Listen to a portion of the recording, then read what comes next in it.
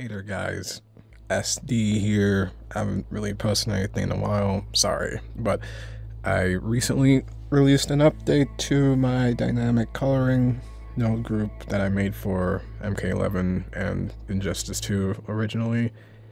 I have made it functional with MK1 models, and I also made it functional with cycles this time, default cycles. So no more needing to bake textures anymore. You can just, use it straight without having to make any more adjustments. For example, if I go here with a replace palette here, if you download it, it will look like that. And replace the palette with, let's say, her original one, sort by name, and reload.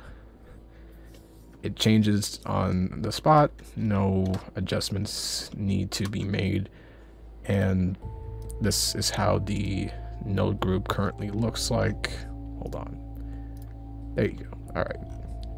This is for MK1 specifically.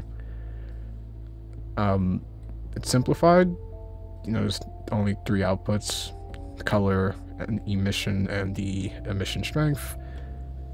That's really it for MK1 specifically. And now for MK11, the node group, like I said, is a lot more simplified. There's only 4 outputs for this one. One color controls, base color. One color controls it for the hair, like Kodo, for example, because for whatever reason the textures are processed a little differently. I can't remember the exact reason. But one thing that's different with MK11 compared to Injustice 2 and MK1 is that MK11 uses the bottom portion of the palette texture for gear, and back then I didn't really make a good enough system for that sort of thing, so I added a gear switch to the the node group. -1 for gear, -1 for skin, 0 for gear. If I slide it to 0, it's the correct colors. If I slide to this is just the skin colors. So it's the same deal if I just go with her default skin. This is Jackie Briggs, and again, this goes to the gear colors on 0. -1 is just the skin colors, and I can do it on a per material basis. I don't have to, make a separate instance of the node group. I can just use it one time, and that's really it. Nothing too crazy. And just to show it off again, this works in cycles natively, so no adjustments need to be made. It just works by default. I change the thing here, yeah, same way. And if I go to replace the palette with some other skins palette and reload it, hold on, wrong click, reload, there you go, works just fine. Anyways, this part I wanted to show how to bake your textures, which will be a lot faster because, again, I optimized this setup a hell of a lot more compared to before. And to bake out your textures, once again, it's pretty simple. I shouldn't really need to show this off, but whatever. So go into the image editor, make a new image, the most highest resolution image, and this material is 4K. So I'll make a 4K one, I'll call it bake. Alright, and like a big black texture here. Go into your material, just to make sure I'm selecting it. Make a new image texture. Select the texture you created, it's called bake. And now we change a couple settings over here. Go to bake, change the combine type to diffuse, remove direct, indirect, and leave color. So you want to make sure that nothing is in your metalness, because otherwise you'll end up with black portions. So remove that. Okay, and the way this looks will be exactly how it looks once baked, which should be pretty quick.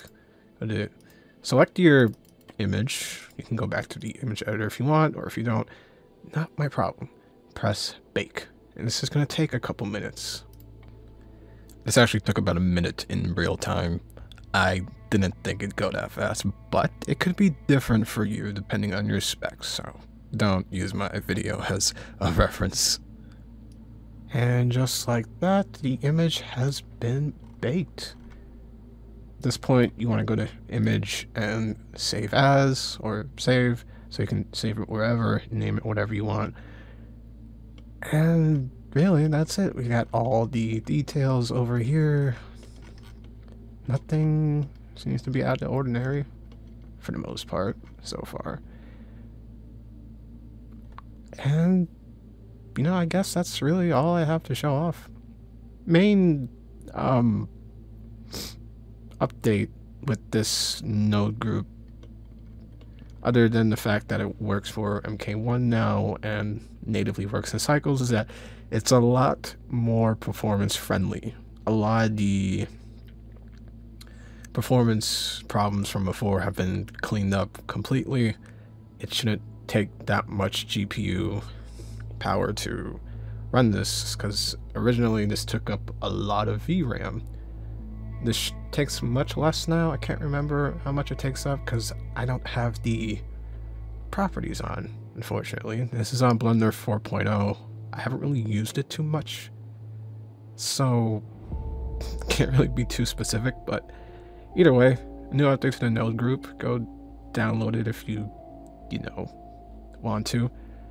And other than that, I think I'm done here. I apologize if this seems pretty amateurish. I'm doing this at like, you know, almost 3 in the morning. I just need to get something out quick for those who don't really follow my Twitter. Anyways, I hadn't shown the Injustice 2 version of the update. It works just the same as the previous version, so there's not much to really show off.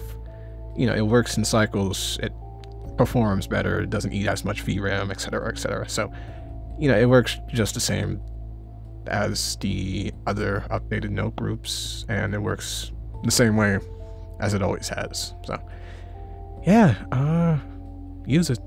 Have fun.